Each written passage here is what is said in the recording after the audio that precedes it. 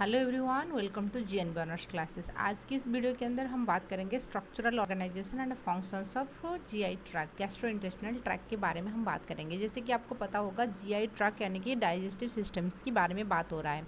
सबसे पहला सवाल है कि डाइजेशन क्या होता है। जिस प्रोसेस में हम लोग क्या करते हैं, खाना खाते हैं यानी कि फूड इंजेक्शन करते हैं, रोटी हो गया, दाल हो गया, चावल हो गया, ठीक है ना, कंज्यूम करते हैं, वही complex food material break down होगा। मतलब डाइजेस्टिव सिस्टम एक ऐसा सिस्टम्स होता है जिसमें यही फूड मटेरियल जो होता है कि ब्रेक डाउन होगा। क्यों? खाना जो होता है हमको एनर्जी प्रोवाइड करता है। आपको 2-4 दिन खाने के लिए नहीं देंगे, एनर्जी मिलेगा क्या? नहीं मिलेगा ना।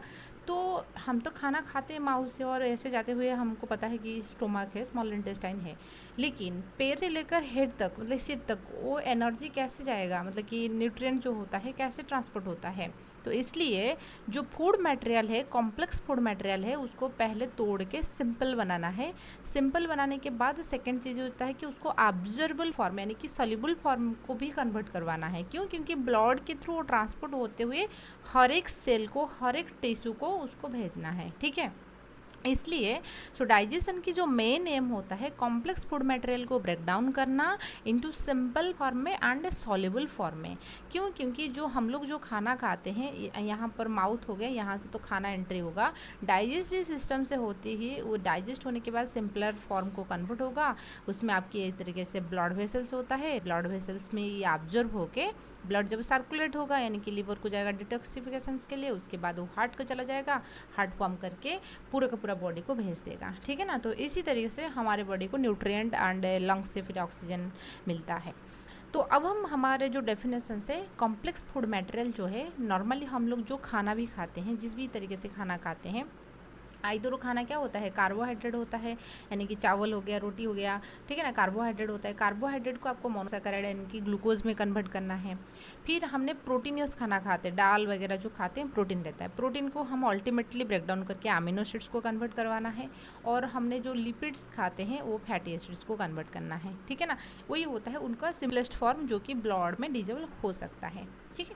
अच्छा, डाइजेस्टिव सिस्टम्स में मतलब कि सिस्टम जो होता है उसमें दो चीज़ इन्वॉल्व रहता है। ये एक पाइप जैसे स्ट्रक्चर रहता है जो कि माउथ से स्टार्ट होके आनस में ख़त्म होता है, ठीक है ना। जैसे आनस मतलब जो एरिया जहाँ से स्टूल पास आउट होता है, आनस, एंड उससे रिलेटेड हुए बहुत सारे ग्लैंड्स होता है। जो स्पेशल इंपॉर्टेंट ग्लैंड जो होता है लिवर एंड पैनक्रियाज, उसके अलावा और बहुत सारे ग्लैंड्स आपको देखने को मिलेगा, जैसे साइलेवरी ग्लैंड्स होता है, उसके सारे ग्लैंड्स के बारे में हम डिस्कस करेंगे। तो डाइजेस्टिव सिस्टम्स बोलेंगे तो हमको ये दो चीज़ देखने को मिलेगा, ठीक है। जैसे यहाँ पे पिक्चर में आप देख सकते हो, ये माउथ हो गया, मतलब ये स्टार्ट हुआ है एक पाइप जैसे स्ट्रक्चर, वही पाइप कहाँ पे ऐसे पाउच जैसे हो गया, फिर कहाँ पे इस तरीके से कॉइलिंग है, कहाँ पर ऐसे है, तो ख़त्म हुआ है जाके आनस में, ठीक है। तो माउथ से स्टार्ट होकर आनस, तो यहाँ पे बीच बीच में आपको यहाँ लीवर दिखने को मिल रहा है, यहाँ पर आपको पानक्रियास दिखने को मिल रहा है। तो उनकी ऐसे ही फंक्शंस रहा है। आज हम पहले बात करेंगे उनकी स्ट्रक्चर के बारे में, ठीक है। एलिमेंट्री कैनाल की स्ट्रक्चर यानी कि कौन कौन सी पार्ट्स होता है जीआई ट्रैक्ट की, उसके बाद उनके ग्लैंड। आज की वीडियो के अंदर हम जीआई ट्रैक्ट की स्ट्रक्चर के बारे में देखेंगे। सबसे पहले होता है कि माउथ, जो ओपनिंग होता है, जो हमारा दो लिप्स रहा है, ठीक है ना, दो साइड्स में चीक है, उसको हम बोलते हैं माउथ। खाने को मतलब कि टेकअप करने के लिए, ठीक है, जो खाने आप खा रहे हो तो उसको टेकअप करने के लिए माउथ होता है। माउथ आपके मुंह को ऐसे ओपन करोगे, ये वाला जो हिस्सा होता है इसको हम बोलते हैं वोकल कैविटी, ठीक है।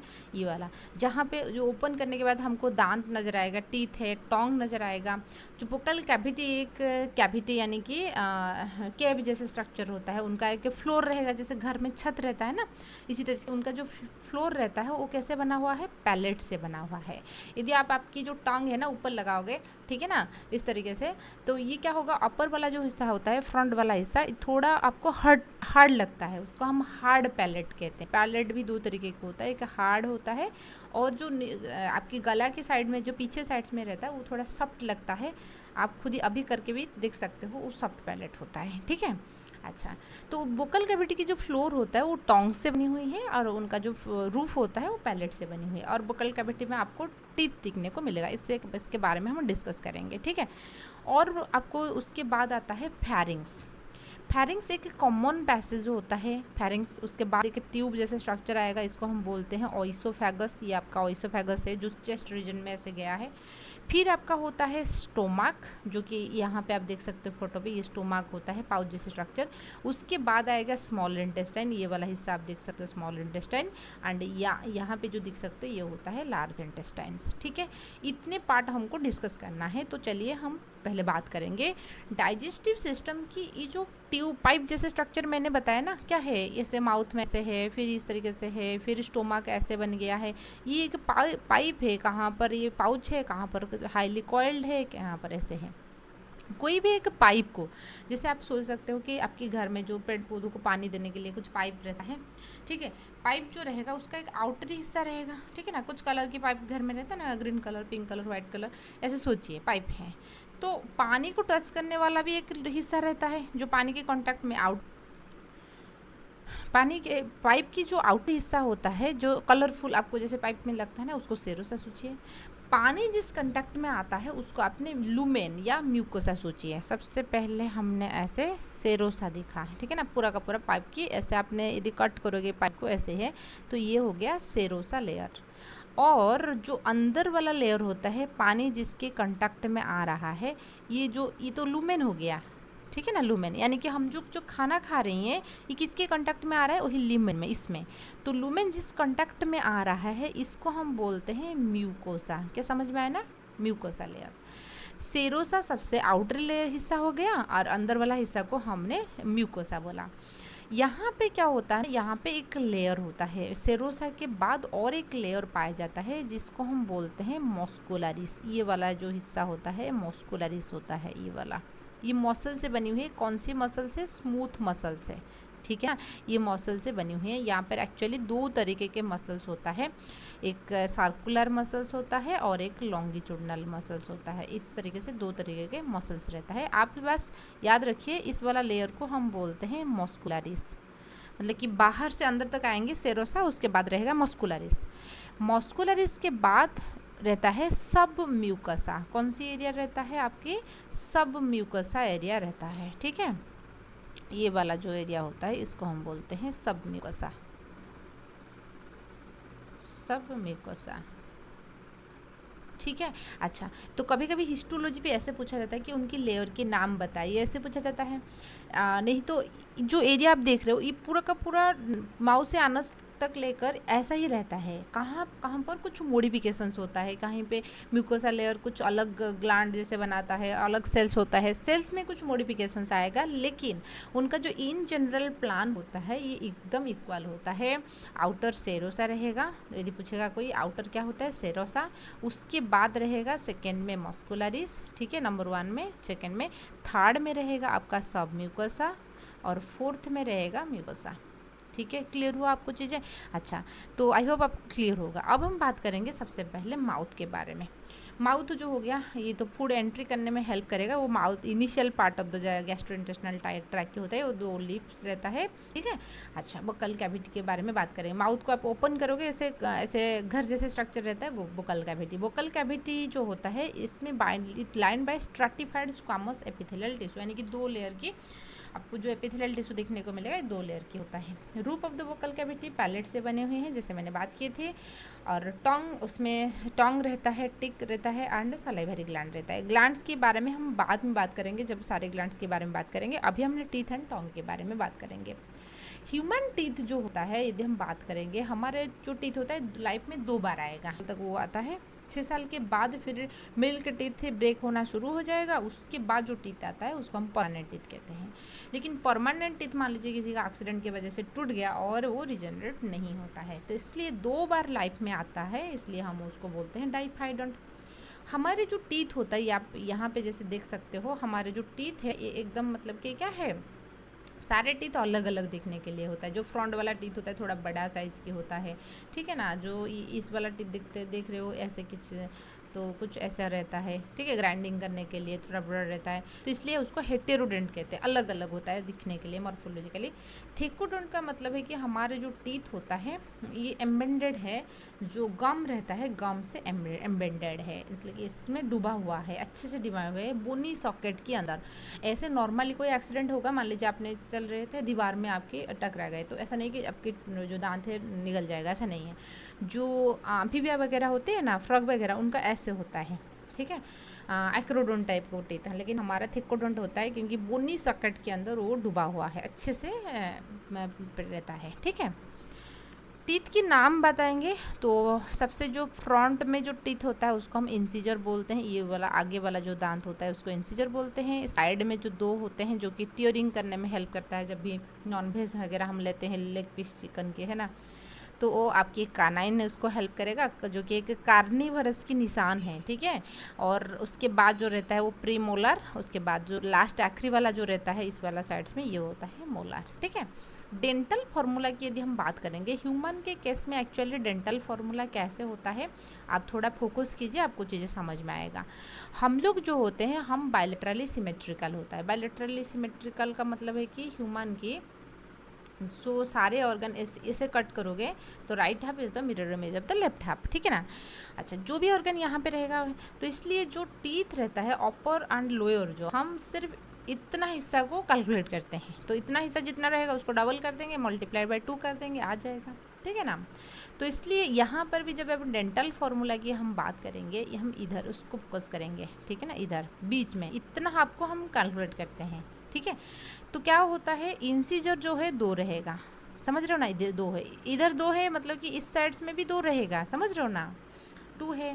कानाइन 1 है, ठीक है, तो इंसीजर रहेगा 2 है, कानाइन 1 है, उसके बाद प्री मोलर 2 है, एंड मोलर जो होता है 3 होता है, 3 पेयर, ठीक है ना, इधर 3। तो इसमें हम बात करेंगे ज्ञान दांत हम बोलते हैं, जो आता है मतलब कि 18 साल के बाद आता है, उसको हम ज्ञान दांत बोलते हैं। तो स्पेसिफिकली यदि एडल्ट की आपको पूछेगा 2 1 2 3 21 23 आपने याद रखिए, तो 21 मतलब 1 जो इंसीजर कानाइन है ना, 2 कानाइन 1 होता है, प्री मोलर आपका 2 होता है, मोलर आपका 3 होता है, ठीक है। तो कैलकुलेट करेंगे, देखिए कितना हो गया, 2 + 1 3 हो गया, +2 5 + 8, तो हाफ में 8 है, तो इस साइड में भी 8 रहेगा, 16 हो गया, अपर हाफ में 16, अपर 16 नीचे 16, तो टोटल टीथ की नंबर कितना है, 32 है, ठीक है ना। अच्छा, यदि वही चीज़ हम बात करेंगे छोटे बच्चे के लिए, छोटे बच्चे के केस में क्या होता है ना, स्पेसिफिकली जो डेंटल फार्मूला है 2102 है, ठीक है।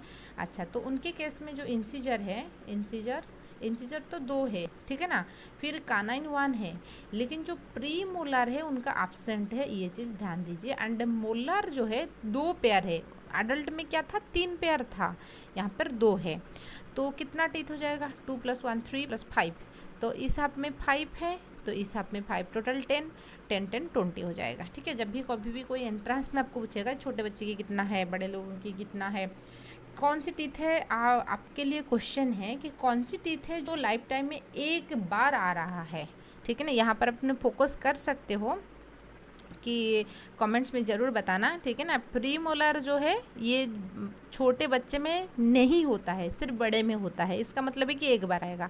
और यहाँ पर ये, ठीक है ना, अब कैलकुलेट करके बताइए कितना टीथ हमारा ऐसा होता है कि जो कि एक बार लाइफ में आया है, यानी कि मोनोफाइडेंट है। क्या सारे डाइफाइडेंट होता है, ऐसा नहीं है, कितना टीथ मोनोफाइडेंट है, ये आपके लिए होमवर्क है, या ज़रूर बताना, ठीक है। नेक्स्ट बात करेंगे टीथ की जो स्ट्रक्चर के बारे में। स्ट्रक्चर क्या होता है, यदि आपने टीथ की देखोगे, जैसे ये गम हो गया, ठीक है ना, गम होता है, जो हिस्सा हमको विजिबल है उसको हम बोलते हैं क्राउन। ये जो क्राउन होता है ये कैल्शियम फॉस्फेट से बने हुए एक इतना हार्डेस्ट सब्सटेंसेस से कवर्ड है, जिसको हम बोलते हैं एनामेल। और गम के अंदर जो रहता है उसको हम बोलते हैं रूट, आप जैसे देख सकते हो ये रूट है, और क्राउन एंड रूट के बीच में जो रहता है उसको हम नेक कहते हैं, ठीक है। कैल्सिफाइड कनेक्टिव टिश्यू से वो बने हुए हैं। नेक्स्ट बात करेंगे टोंग के बारे में। टोंग जो होता है ये मस्कुलर स्ट्रक्चर होता है, स्केलेटल मसल से बनी हुई है। टोंग की जो ऊपरी हिस्सा आप देखोगे यहाँ पे आपको ऐसे रुगे जैसे, मतलब कि छोटे छोटे प्रोजेक्शन नजर आएगा, उसको हम बोलते हैं पापेले। कुछ पापिले ऐसे होते हैं जिसके पास टेस्ट बर्ड है, सारे पापिले में टेस्ट बर्ड नहीं होता है, कुछ पापिले ऐसे होते हैं जो कि हमारे टोंग की फंक्शंस क्या होता है, टेस्ट को पहचाना, ठीक है ना, टेम्परेचर हॉट है या कोल्ड है खाना, उसको भी हम पहचान लेते हैं, बात करने में मदद करता है, खाना को चुबाने में वो भी हेल्प करेगा, दांत जैसे हेल्प करता है, ठीक है। तो इसलिए और जो टोंग है, ये जो बुक्कल कैविटी के साथ यदि आपने आपकी टोंग को ऐसे रोल करोगे, ठीक है ना, फोल्ड करे हुए देखोगे, यहाँ पे एक इस तरीके से मेम्ब्रेन जैसे स्ट्रक्चर रहता है जिसको लिंगुअल फ्रेनुलम हम कहते हैं। और टोंग की जो पीछे वाला हिस्सा होता है, पीछे आप देखोगे हम छोटा टंग, छोटा जीभ जिसको कहते हैं, उसको नाम होता है यूवुला। यूवुला क्या होता है ना, जब भी हम खाना को निकालेंगे ना, मतलब कि स्वालोइंग करेंगे, उस टाइम में क्या होगा, वो जो नोज के साथ हमारा एक कनेक्शंस रहता है उसको मतलब कि क्लोज कर देता है, ताकि जो खाना है नाक की तरफ ना जाए, ठीक है। उसको हम यूविला कहते हैं, जो छोटा जीभ जिसको कहते हैं उसको यूविला कहते हैं, ठीक है। अच्छा, तो उसके बाद हम बात करेंगे फेरिंग्स के बारे में। थोड़ा आप पहले मतलब कि समझ लीजिए, उसके बाद हम देखेंगे कि फेरिंग्स के बारे में क्या है। तो जैसे हमने बात किया कि कोई भी जो इंसान होता है, ठीक है। अच्छा, मान लीजिए ये उनके नोज हो गया, नजल चैम्बर, ये बुक्कल कैविटी है, ठीक है, ये बुक्कल कैविटी है, टीथ वगैरह यहाँ पे है, और ये उनकी नाजल चैम्बर है, ठीक है। अच्छे से समझ लीजिए, पिक्चर में दिखाऊंगी, नाजल चैम्बर है। एयर ऐसे आएगा, ठीक है ना, फूड आपकी ऐसे आएगा। यहाँ पे एक कनेक्शंस रहता है, ये एक कनेक्शंस है, ठीक है ना, ये एक कनेक्शन है। इस कनेक्शन हिस्सा को हम बोलते हैं फेरिंग्स। क्या है, समझ में आया ना, ये कनेक्टेड हिस्सा को हम फेरिंग्स। फेरिंग्स छोटा सा एरिया है, लेकिन ये कॉमन पैसेज होता है खाने के लिए और आपकी फूड एंड विंड्स के लिए। तो उसके बाद क्या होगा ना, उसके बाद इस तरीके से यदि आपने देखोगे, आपको कुछ ऐसे दो पाइप नज़र आएगा, ठीक है, दो पाइप आएगा नज़र। एक मतलब कि ये आगे वाला जो होता है विंड पाइप है, मतलब कि एयर उसमें जाएगा, और ये आपकी फूड पाइप है, मतलब है कि ऑइसोफेगस है, ठीक है, ऑइसोफेगस है। तो यहाँ पे क्या होता है ना, खाना, ये एक कॉमन पैसेज रहेगा, और जो विंड पाइप आप देख रहे हो यहाँ पे एक कवरिंग रहती है, मतलब कि इस तरीके से स्ट्रक्चर रहता है जिसको हम बोलते हैं ग्लॉटिस, ठीक है ना, ग्लॉटिस बोलते हैं। इस ग्लॉटिस के ऊपर एक पत्तियां जैसे स्ट्रक्चर रहता है, इसका नाम है एपिग्लॉटिस। याद रखिए, ग्लॉटिस के ऊपर जो रहता है उसको हम एपिग्लॉटिस कहते हैं। तो होता क्या है, ग्लॉटिस कहाँ पाया जाता है, विंड पाइप के ऊपर। मान लीजिए ये विंड की पाइप है, उसके ऊपर जो स्ट्रक्चर है उसको हम ग्लॉटिस कहते हैं। उस ग्लॉटिस की ऐसे लीड होता है, जैसे होता है ना, मतलब कवर करने के लिए कोई चीज़ों का लीड होता है, इस तरीके से। ये एक पाइप है, ये एक पाइप है, मान लीजिए, है ना। एपिग्लॉटिस क्या करेगा, जब भी खाना खा रही हैं, ठीक है ना, आदमी जब खाना खा रही हैं, विंड पाइप के अंदर एंट्री ना करे, तो इसलिए ये क्या करता है, उसको कवर कर लेता है, ठीक है। फूड पाइप में एयर चले जाए चलेगा, लेकिन विंड पाइप में यदि मान लीजिए खाना आ गए जिसके अंदर विंड जा रहा है, यानी कि विंड अब जो उसको मतलब दिखाई नहीं देता है, उसके अंदर यदि खाना एंट्री हो जाएगा तो दिक्कत है। क्यों, क्योंकि ये जो विंड पाइप आप देख रहे हो, ये फिर आगे चलकर मतलब कि ये लंग्स के अंदर एंट्री हुआ है, समझ रहे हो ना। अच्छा, ये आपने जो फूड पाइप देख रहे हो, ये तो जाएगा, ये स्टोमक, उनकी पाथ अलग है, उनकी पाथ अलग है। तो इसलिए यहाँ पे क्या होता है, जब भी आपको पूछा जाएगा कि wind pipe has a thin substructure which is known as a glottis. Glottis is covered by the epiglottis, है ना। तो ये एंट्री करेगा, क्योंकि पहले ये एक एरिया हो गया, एयर एंड फूड एक ही एरिया को आ गए, फिर उसके बाद दो हिस्सों में हो जाएगी, क्योंकि एयर के डेस्टिनेशन लंग्स है, फूड के डेस्टिनेशन आपका stomach, small intestine, large intestine है। क्लियर है आपको, ठीक है। तो देखिए फेरिंग्स के बारे में क्या लिखेंगे, कॉमन पैसेज है फूड एंड एयर के लिए, ठीक है ना, from the oral cavity the structure pharynx. Pharynx के तीन पार्ट होता है, क्यों, कैसे तीन पार्ट हो गया, जो नाजल चैम्बर से जो कनेक्टेड है नाजो फेरिंग्स कहेंगे, माउथ से जो कनेक्टेड है ऑरो फेरिंग्स से, जैसे विंड पाइप के साथ नीचे वाले एरिया में जो होता था उसको हम लैरिंगो फेरिंग्स कहेंगे, ठीक है। अच्छा, तो ये भी स्केलेटल मसल, उनकी जो अपर पार्ट होता है स्केलेटल मसल से मतलब कि मेड बना हुआ है, ताकि हम जब खाना को स्वालो करते हैं ना, वो हमारे कंट्रोल में होता है, स्केलेटल मसल है। लेकिन उनकी जो लोअर पार्ट होता है वो स्मूथ मसल से बने हुई है, ये हमारे कंट्रोल पे नहीं है, ठीक है ना। आप इतना लिखिए, अच्छे रहेगा। उसके बाद हम बात करेंगे ऑइसोफेगस। जैसे आपने ये नाजोफेरिंग्स, ग्लॉटिस, ये वाला देख लिया, ये होता है आपका ऑइसोफेगस। ऑइसोफेगस एक ऐसा फूड पाइप होता है जिससे कोई भी मतलब कि डाइजेस्टिव एंजाइम सिक्रेशंस नहीं होता है। यदि आपको पूछेगा कि डाइजेशन होता है या नहीं, डाइजेशन होता है। क्यों, क्योंकि हमारे बुक्कल कैविटी से जो भी सलाइवरी अमाइलेज निकल रहा है वही एंजाइम्स तो प्रेजेंट है ना, खाना जब आ रहा है थोड़े बहुत डाइजेशन होगा, लेकिन ऑइसोफेगस की कोई रूल नहीं है डाइजेशन करने के लिए, वो माउथ से जो लेके आया था उसमें वो डाइजेस्ट कर रहा है, ठीक है ना। सो एंड ट्रैकिया, उनके फ्रंट साइड में यहाँ पे देखिए ये ट्रैकिया जा रहा है, ये आगे बाइफरकेट होकर आपका लंग्स को चला जाएगा, और पीछे साइड्स में जो होता है वो विंड पाइप होता है, ठीक ठीक है। अपर ऑइसोफेजियल स्पिंचर होता है, यहाँ पर स्पिंचर रहेगा। स्पिंचर क्या है, एक ऐसा स्ट्रक्चर होता है, ठीक है ना, मतलब कि जो वन वे डायरेक्शंस की चीज़ों को एंट्री कराएगा। जो खाना होता है उल्टी कब होता है, मतलब वोमिटिंग कब होगा, जब भी कोई मतलब दिक्कत हुआ है तभी वोमिटिंग हुआ। नॉर्मली खाना तो एक ही डायरेक्शंस में जाता है ना, मतलब कि हम खाना खाते हैं, माउथ ऑइसोफेगस होते हुए स्टोमक ऐसे चला जाएगा। अपर ऑइसोफेजियल स्पिंचर जो होता है वॉल्यूंटरी होता है, हमारे कंट्रोल मतलब रहता है। लोअर ऑइसोफेजियल स्पिंचर जो होता है, मतलब कि जो स्टोमक के पास रहेगा इस वाला एरिया में, उसको हम लोअर ऑइसोफेजियल स्पिंचर कहते हैं। वो उतना हमारे कंट्रोल पे नहीं है, ठीक है ना।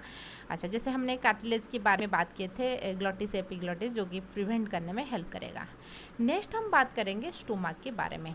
स्टोमक देखिए, ठीक है, स्टोमक एक ऐसा पाउच लाइक स्ट्रक्चर होता है, ठीक है, जहाँ पर खाना जो है 1-2 घंटा रहेगा, ठीक है ना। ऑइसोफेगस ओपन ए जे शेप स्ट्रक्चर, जो इंग्लिश लेटर जे होता है ऐसे जैसे आपको देखने को मिलता है, तो इसलिए जे शेप स्ट्रक्चर होता है। Stomach located in the upper left portion of the abdomen, हमारे जो एब्डोमेन रहता है यानी कि बेली वाला हिस्सा जो रहेगा उनका अपर लेफ्ट पोर्शन के अंदर होता है, मतलब कि इस वाला हिस्सा में ऐसे रहता है। मान लीजिए डायफ्रागम है, चेस्ट वाला हिस्सा है, यहाँ पे स्टोमक रहता है। उनका 3 पोर्शन होता है। एक कार्डियक पोर्शन, कार्डियक पोर्शन का मतलब है कि जहाँ पे ऑइसोफेगस खत्म हुआ, स्टोमक स्टार्ट हुआ है, कार्डियक पोर्शन। कार्डियक क्यों कहते हैं, क्योंकि आपको पता होगा चेस्ट रीजन में हार्ट है, हार्ट के आसपास वही है, इसलिए हम कार्डियक पोर्शन कहते हैं। उनकी जो upper stomach located upper left cardiac portion हो गया, ये होता है फॉन्डिक एरिया। यहाँ पे आप देख सकते हो फॉन्डस लिखा है, ये फॉन्डिक एरिया है, यहाँ पर मेनली गैस रहता है। तो पाइलोरिक पोर्शन ऑफ द ये होता है पाइलोरिक पोर्शंस, जैसे यहाँ पे आप देख सकते हैं ये होता है पाइलोरिक पोर्शंस, ठीक है। So it open into the small intestine. फिर आपका ये तो डिओडेनम स्टार्ट हो जाएगा, स्मॉल इंटेस्टाइन इसकी पार्ट है, ठीक है। तो कुछ बुक के अंदर आपको बॉडी पाइलोरी ऐसे दिखने को मिलेगा, एक्चुअली फॉन्डस ये बॉडी एक ही ऐसे होता है, ठीक है। ये हो गया आपका स्टोमक। नेक्स्ट स्ट्रक्चर की बात करेंगे स्टोमक की हिस्टोलॉजी के बारे में, ठीक है। हिस्टोलॉजी के बारे में क्या होता है, जैसे मैंने आपको बताई थी, उनका जो म्यूकसा लेयर होता है, ठीक है, म्यूकसा लेयर जो होता है वो कुछ इस तरीके से स्ट्रक्चर बनाया है। म्यूकसा लेयर समझ रहे हो ना, सबसे अंदर वाला लेयर जो होता है वो म्यूकोसा होता है। ये कुछ ऐसे ऐसे लेयर बनाया है, ठीक है ना, इस तरीके से म्यूकोसा लेयर इस तरीके से हुआ है। उनमें से कुछ ऐसे स्ट्रक्चर जो है इस तरीके से जो है, ठीक है, ऐसे देख रहे हो। तो यहाँ पे क्या होता है ना, कुछ नेक सेल्स होता है, म्यूकोसा नेक सेल्स है जो कि म्यूकस सिक्रेट करेगा, और कुछ पैराइटल या ऑक्जिंटिक सेल्स होता है, कुछ सेल्स रहता है जिसका नाम है पैराइटल और ऑक्जिंटिक सेल। कैसे याद रखोगे, OX लिखा है, ऑक्जिंटिक सेल। आप ऑक्स याद रखिए, जो बेल होता है ना, बेल खेती करने में जिसको हम इस्तेमाल करते हैं, बेल ऑक्स की पेड़ याद रखिए। ऑक्स पेड़ गुस्सा हो गया, गुस्सा करके हाइड्रोक्लोरिक एसिड सिक्रेट कर देगा, ठीक है ना। स्टोमक में जो होता है वो एसिडिक रहता है, आपने मतलब कि आपको पता होगा, हाँ, गैस हो जाता है, हम बोलते हैं ना एसिडिटी हो गया, गैस हो गया, तो HCl सिक्रेट वहीं से होता है, पैराइटल से। आप ऐसे सोचिए कि ऐसा बेल है वो जो कि गुस्सा हमें पैर में लगा रही है, और पैर से उनका HCl सिक्रेट होता है, ठीक है। और एक टाइप की सेल होता है जिसका नाम है चीफ सेल। चीफ सेल जो होता है वो एंजाइम सिक्रेट करता है, ठीक है ना। तो स्पेसिफिकली यहाँ पर कुछ वही सेल्स होता है जिसके बारे में नोट्स में लिखा है, और ऐसे दिख सकते हो। म्यूकस नेक सेल्स हो गया, पैरेटल या ऑक्जिंटिक सेल्स हो गया, ये सेल सिक्रेट करता है, बाइकार्बोनेट सिक्रेट करता है, और एक होता है castle intrinsic factor. Castle intrinsic factor जो होता है विटामिन B12 को ऑब्जर्व करने के लिए हेल्प करेगा। हम खाने के अंदर हमारे जो विटामिन B12 होता है उसको ऑब्जर्व करने के लिए वो हेल्प करेगा। और चीफ सेल जो रहता है, चीफ सेल या पेप्टिक सेल हम जिसको कहते हैं, वहाँ से एंजाइम सिक्रेट होता है, पेप्सिनोजेन, रेनिन, लाइपेज, ठीक है ना, इस तरीके से एंजाइम्स वहीं पे सिक्रेट होता है। ये हो गया आपका स्टोमक के बारे में, स्टोमक एंड उनकी हिस्टोलॉजी कैसे उन। नेक्स्ट हम बात करेंगे स्मॉल इंटेस्टाइन्स के बारे में। देखिए स्मॉल इंटेस्टाइन्स जो होता है उनका नाम स्मॉल इंटेस्टाइन्स क्यों है, क्योंकि उनकी लेंथ सबसे ज़्यादा होता है, ठीक है ना, लेकिन उनका जो डायमीटर है, जो ट्यूब की जो डायमीटर है थोड़ा छोटा रहता है as compare to large intestine. Large intestine की जो पाइप जो होता है उनका डायमीटर सबसे ज़्यादा होता है। स्मॉल इंटेस्टाइन की 3 पार्ट रहेगा, डियोडेनम, जेजुनम एंड इलियम। आपने ऐसे याद रखिए, डीजे, ठीक है ना, डीजे जो शादी में होता है, डियोडेनम के बाद जेजुनम, उसके बाद आएगा इलियम। डियोडेनम और स्मॉल इंटेस्टाइन्स जो होता है ये सबसे मतलब कि इम्पोर्टेंट साइट्स होता है डाइजेशन एंड एब्जॉर्प्शंस के लिए। क्यों? क्योंकि स्मॉल इंटेस्टाइन्स की जो लुमेन रहता है, जैसे हमने बात किया सेरोसा लेयर है, सब म्यूकोसा, ठीक है ना, मस्कुलरिस लेयर रहेगा, और ये म्यूकोसा लेयर जो होता है वहाँ पे हाईली फोल्डेड है, इस तरीके से फोल्डेड रहता है, ठीक है। इस फोल्डेड के ऊपर और फोल्डिंग पाया जाता है, ठीक है। फोल्डिंग ये जो इंटरोसाइड सेल्स होता है उसमें उनकी प्लाज्मा मेम्ब्रेन भी और फोल्डेड हुआ है, तो इसलिए इतने फोल्डेड हुआ है 10,000 टाइम्स ज़्यादा सरफेस एरिया उनका इंक्रीज कर देता है। तो इसलिए ज़्यादा डाइजेशंस भी वहीं पे होगा। ज़्यादा डाइजेशन होने की मकसद ये है क्योंकि लीवर की जो बाइल है वहीं पे रिलीज होता है, और पैनक्रियाज की पैनक्रियाट जूस भी वहीं पे रिलीज होता है, इसलिए ज़्यादा डाइजेशन होगा क्योंकि ज़्यादा एंजाइम्स वहीं पे एक्शन दिखाई रहा है, और सरफेस एरिया भी ज़्यादा है, इसलिए एब्जॉर्प्शंस भी ज़्यादा हो रहा है। तो इसलिए स्मॉल इंटेस्टाइन्स बारे में इंपॉर्टेंट है, this is the chief site for the digestion and absorptions, ठीक है। अच्छा, तो स्पेसिफिकली यदि हम बात करेंगे तो mucosa layer of the small intestine folded, this folds have the sub fold whose the plasma membrane again fold called the villi. समझ में आया ना? म्यूकोसा लेयर पहले खुद ही फोल्ड हुआ है, इस फोल्डेड के अंदर और फोल्डिंग आपको देखने को मिलेगा, इस सेल्स में प्लाज्मा मेम्ब्रेन फोल्डेड हुआ है जो कि विली बनाया है। उनकी पार्ट के बारे में बात करेंगे। सबसे पहले देखिए डियोडेनम। डियोडेनम जो होता है, ये इस वाला हिस्सा आप देख सकते हो, ये डियोडेनम है। ये क्या है? ये छोटा सा हिस्सा होता है स्मॉल इंटेस्टाइन्स का, सबसे छोटा हिस्सा जो होता है डियोडेनम। डियोडेनम मतलब 12 फीट होता है। डियोडेनम के जो ग्रीक मतलब होता है ना 12 फीट, मतलब कि 6 उंगलियां ऐसे रखोगे फिर 6 उंगलियां रखोगे, जितना होता है उतना ही उनके साइज होता है। तो ये ऐसा हिस्सा होता है, यहाँ पे आके आपका ऐसे इसी तरीके से लीवर एंड पैनक्रियाज की जो सिक्रेशंस है वो वहीं पे रिलीज आउट होता है। तो बाइल आएगा और पैनक्रेटिक जूस आएगा इस एरिया में। तो मैक्सिमम जो चीज़ें होता है ना, तो ये का पाइलोरिक रीजन, स्टोमक की पाइलोरिक रीजन खत्म होगा, उसके बाद डियोडेनम एरिया शुरू हो जाता है। उसके बाद हम बात करेंगे जेजुनम। जेजुनम जो होता है ये स्मॉल इंटेस्टाइन की सबसे लॉन्गेस्ट पार्ट होता है, तो 1 मीटर के आसपास वो लॉन्ग है, ठीक है। जेजुनम भी लॉन्गेस्ट होता है, लेकिन सबसे लॉन्गेस्ट पार्ट जो रहेगा वो इलियम होगा, वो 2 मीटर के आसपास होता है। जेजुनम की जो होता है 1 मीटर लॉन्ग रहेगा, वो भी हाईली भास्कुलर होता है, यानी कि उसमें आपको बहुत ज़्यादा ब्लड सप्लाई रहता है। तो हाईली भास्कुलर है यानी कि ब्लड वेसल ज़्यादा पाया जाता है, इसलिए हम भास्कुलर बोलते हैं। तो ब्लड वेसल ज़्यादा है, इसलिए होगा क्या ना, मैक्सिमम एब्जॉर्प्शन वहीं पे होता है, ठीक है। मोर एब्जॉर्प्शन टेक्स प्लेस क्योंकि यहाँ पर मोर फोल्डिंग भी पाया जाता है। उसके बाद हम बात करेंगे इलियम के बारे में। इलियम जो होता है ये सबसे लॉन्गेस्ट पार्ट होता है, करीबन 2 मीटर के आसपास लेंथ होता है। ये लार्ज इंटेस्टाइन से कनेक्टेड हुआ है, इलियोसैक्रल स्पिंचर जो होता है उसके ओपनिंग को कंट्रोल कर रहा है। उसके अंदर जो सेल्स होता है, यानी कि हमने इस तरीके से दिखा है क्या, उनकी जो फोल्डेड है इस तरीके से फोल्डिंग पाया जाता है। इस फोल्डिंग को क्या होगा, उनके ब्लड वेसल सप्लाई रहता है और लिम्फेटिक वेसल्स भी सप्लाई रहता है, ठीक है। अच्छा, क्यों? क्योंकि जो भी एब्जॉर्प्शन होगा वो ब्लड को आएगा, ठीक है ना, एंड लिम्फ को, जो लिपिड्स होता है वो लिम्फ को एब्जॉर्ब होकर आता है। जो absorptive cell of the small intestine उसको हम एंटेरोसाइट्स कहते हैं। एंटेरो का मतलब है कि इंटेस्टाइन्स, एंड साइट्स का मतलब है कि सेल, मतलब कि एब्जॉर्प्शन करने के लिए जो सेल यूज होता है हम उसको एंटेरोसाइट्स कहते हैं। इसके अंदर आपको कुछ गोबलेट सेल्स देखने को मिलेगा। गोबलेट का मतलब है कि जहाँ से कुछ सिक्रेशंस हो रहा है ना। पानित सेल उसमें होता है, पानित सेल लाइसोजाइम सिक्रेट करता है। एस सेल होता है जो कि हार्मोन सिक्रेट करेगा, सिक्रेटिन हार्मोन सिक्रेट करेगा। जब भी खाना क्या होगा, स्टोमक को होते हुए स्मॉल इंटेस्टाइन्स को आ जाएगा, उसके बाद जो सिक्रेटिन हार्मोन जो है वो रिलीज होगा। रिलीज होने के वजह से क्या होगा, पैनक्रियाज से पैनक्रियाटिक जूस निकलेगा। फिर इस कोलेसिस्टोकाइनिन हार्मोन यहाँ से सिक्रेट होता है, जो कि आपकी पैनक्रियाटिक जूस को ये भी स्टिमुलेट करता है सिक्रेशंस के लिए। तो इसलिए ये हार्मोनल हिस्सा उनका हो गया। उसके बाद देखेंगे उनका जो submucosa of the duodenum contains the duodenum Brunner's gland. देखिए इम्पोर्टेंट चीज़ ये है कि जैसे हमने बात किया कि सबसे आउटर लेयर जो डाइजेस्टिव सिस्टम का होता है क्या, सेरोसा। हिस्टोलॉजी की बात करेंगे, अंदर वाला लेयर होता है म्यूकोसा। सारे एरिया में जो भी ग्लैंड्स होता है वो म्यूकोसा की मतलब कि उनमें कुछ मॉडिफिकेशन हो के आपको ग्लैंड दिखने को मिलेगा। जैसे हमने स्टोमक के अंदर बात की, पैराइटल सेल, ऑक्सिनरी सेल या तो सीप सेल्स था, वो म्यूकोसा एरिया की एक एक्सटेंशंस है। लेकिन स्मॉल इंटेस्टाइन्स एरिया में क्या है, उनकी जो सबम्यूकोसा एरिया है, याद रखिए सबम्यूकोसा एरिया, यहाँ पे हमने म्यूकोसा एरिया की बात नहीं कर रहे हैं।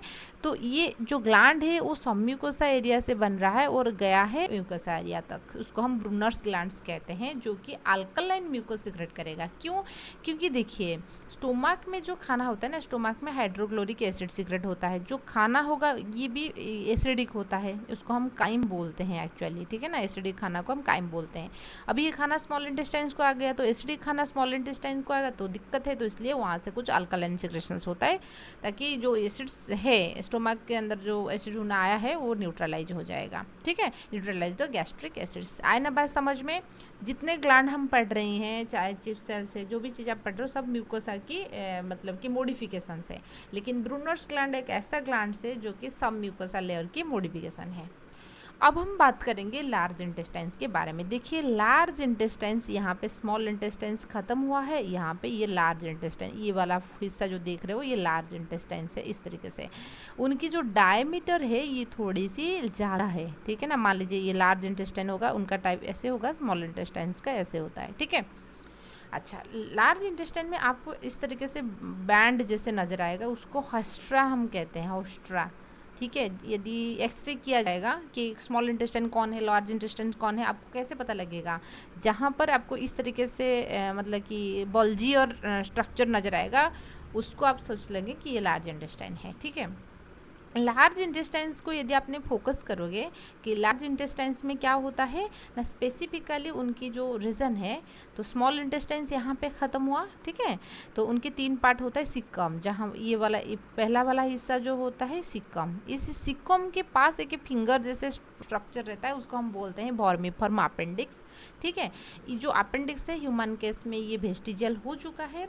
कुछ माइक्रो ऑर्गेनिजम्स इस अपेंडिक्स साइड्स के मतलब अपेंडिक्स के अंदर प्रेजेंट होता है, ठीक है, जो कि यहाँ पर कुछ लिम्फर टिश्यू भी पाया जाता है, ठीक है।